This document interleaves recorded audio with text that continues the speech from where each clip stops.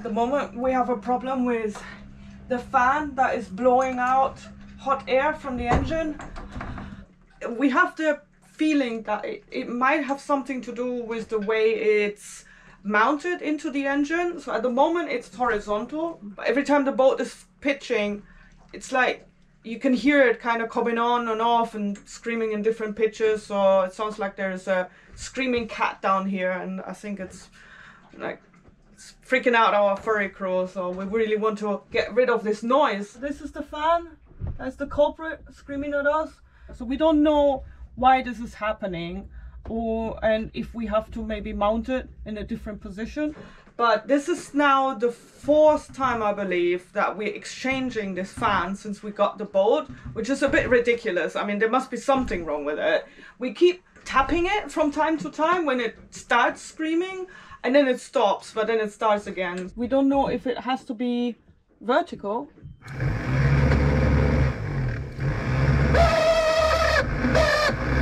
So you can tell. Yeah, it doesn't sound healthy for me, to be honest.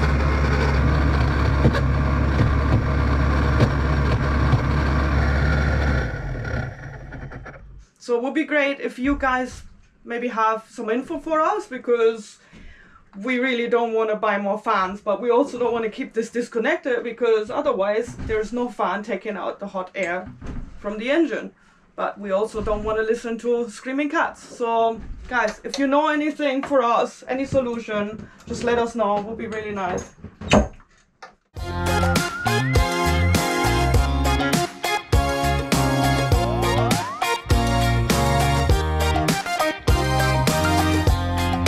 Into the wild again. Tell me, when does it end?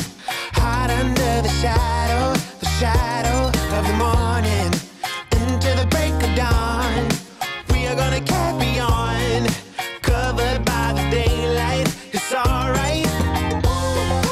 We are pushing head on, all your worries be gone. We are running straight out into the wild. We're just approaching the entrance of the Strait of Gibraltar, and for the past, I think, 3 days, this has been the weather. No wind whatsoever. We couldn't sail. Most of the time we were standing still. But now that we're approaching our last stretch to enter the strait, we've decided to turn the motor on, because there are just so many boats around here, so many ships. It's basically all of the traffic that needs to go in and out of the Met has to come through here, obviously. So the AIS is full of boats, and yeah, we can't just stop here. That's like stopping in the middle of the highway. We've just been visited by some dolphins, small dolphins this time. We've seen all sizes now in the Met, and it's incredible how much life there is here in the Strait of Gibraltar.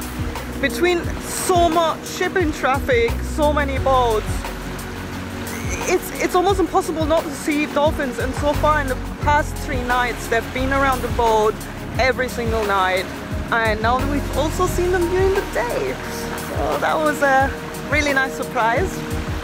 And yeah, hopefully by the same time tomorrow we're already gonna be in Morocco.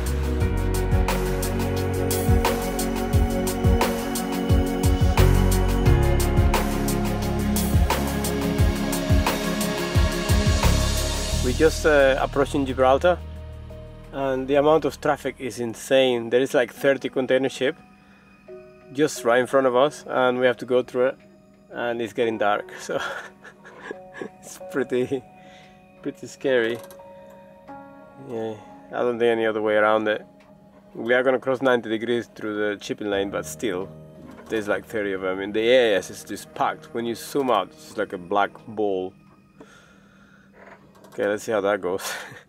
It's been an incredible journey for us so far. In the past weeks, we sailed all the way from the volcanoes in Italy to the exit of the Mediterranean Sea. Now we only have 2 quick stops ahead of us before we set out for our ultimate adventure yet, crossing the Atlantic Ocean. Today we make a quick stop to fill up on some fuel and then we should arrive to Tangier in Morocco before the morning. That wasn't that difficult, was it? But it is so deceiving because it looks like the pontoon is really high because the corner is really high, and then we came over here and it was so low.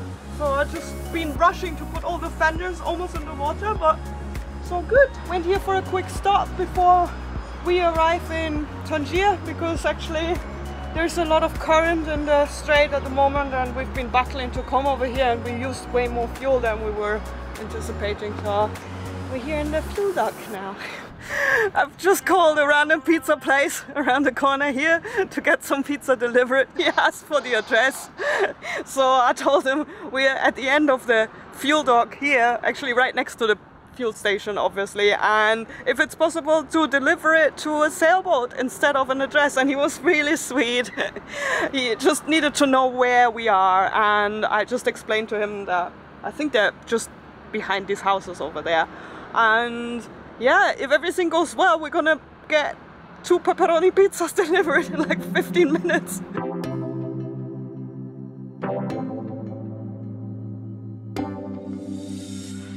Oh man. Muchísimas gracias. Wow.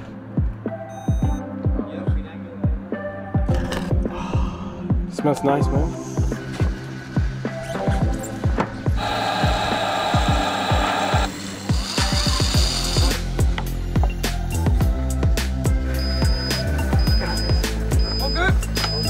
Now we have fuel.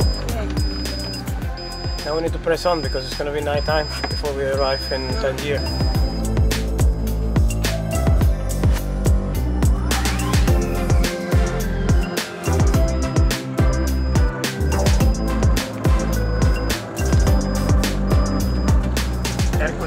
Hercules Marina, this is sailing vessel CUBA, over. Hercules Marina, this is sailing vessel CUBA. No. Sit down, Mom. They're probably having pizza too. Okay, now the real fun begins because we're not actually in the Strait of Gibraltar just yet. And we're entering it now, and now we really have to look at the currents table or the tide table. This is 1 hour after high water, Gibraltar. We are now how many hours from high water? 1 hour from high water, yeah. And there is a current coming in of 0.9 to 1.5 knots. We are basically here right now, and we have to go all the way over here. It progresses 2 hours, which is still against us. So this is 3 hours after high water. 4 hours after high water, we still have 1.5 knots of current in front of us. And it starts changing actually. It starts turning 5 hours after high water. So 5 hours after the highest tide. We should really come into the strait here 6 hours after high water where the current is with us. But we don't really have the time. We basically have to make the best out of it, and then it will be all in our favor for at least 3-4 hours. But yeah, let's see.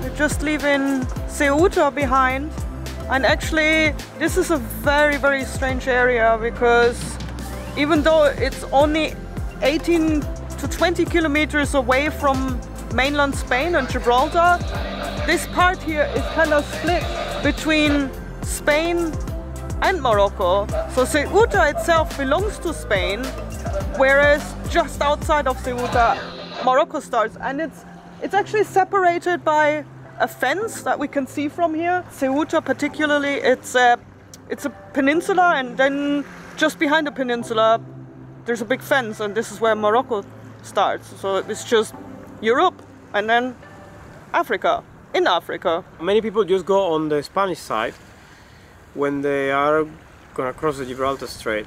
Obviously, it's got to do with the currents and everything. I think it's easier on the other side, but this side is very picturesque. Really recommend it. I mean, we don't know what's gonna happen if the current is gonna be very strong, yeah, it's nice.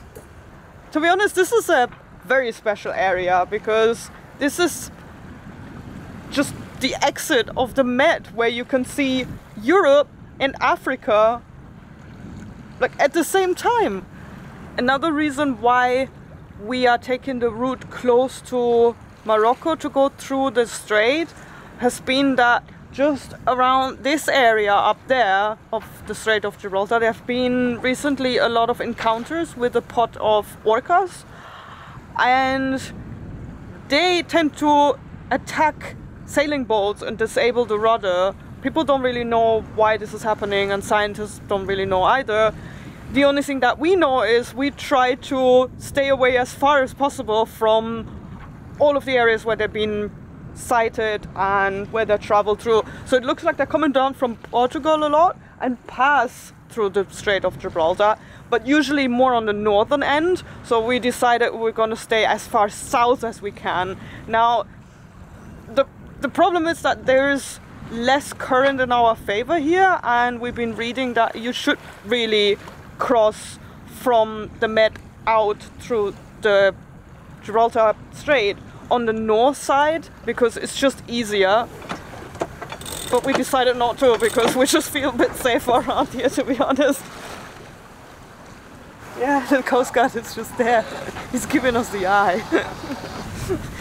So what do you think? Is he gonna call us? Of course. It's been zigzagging in front of us, just in front of us.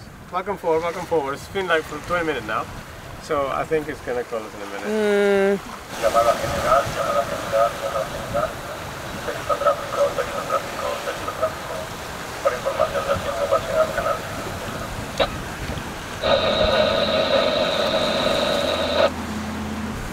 Look at this! It's super windy. We have about 25 knots from stern, and it's like a river here. It's like really, really short waves, and it feels like we're racing, but I'll show you how fast we're actually going.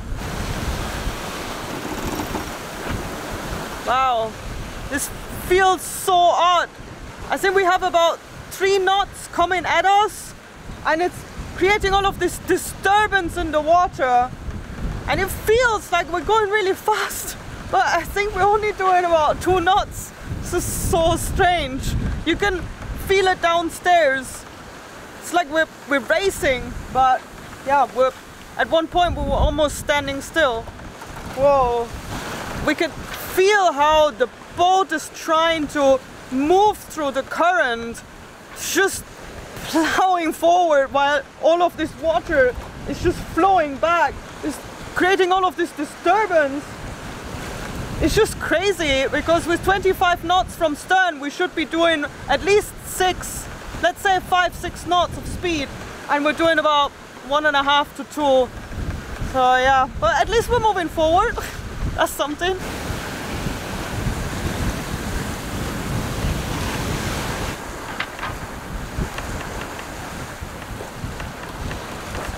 It's almost 2 o'clock in the morning and we're finally right in front of Tangier.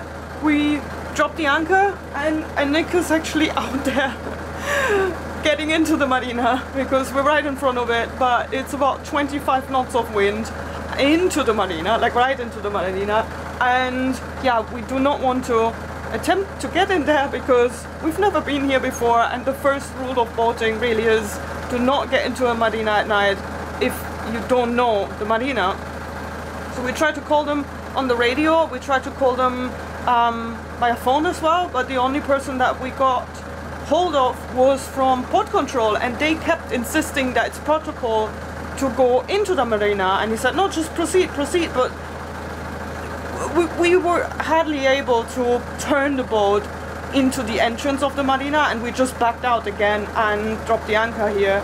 Gentleman from the port told us on the radio, said yeah, just, you know, okay, just take the little boat, take your tender and go into the marina and look for the stuff there. And he just said it like this, as in, I mean, it's pitch black outside, we've never been here before, it's a foreign country, and we have to look for somebody in the marina. Like, it's just, he made it sound so easy, as in, it's okay, we can do, it's not a problem, but it's not the thing that you want to do when it's 25 knots of wind outside and you've never been in the area, and then you take the dinghy in the pitch black. I mean, at least it seems to be coming down a little bit now. But yeah, it's still quite windy. And because it's lee shore, we wouldn't feel so comfortable yeah, leaving the boat here in case we drag, and we really need a night's sleep. We've not been sleeping. Oh man. We just want to arrive.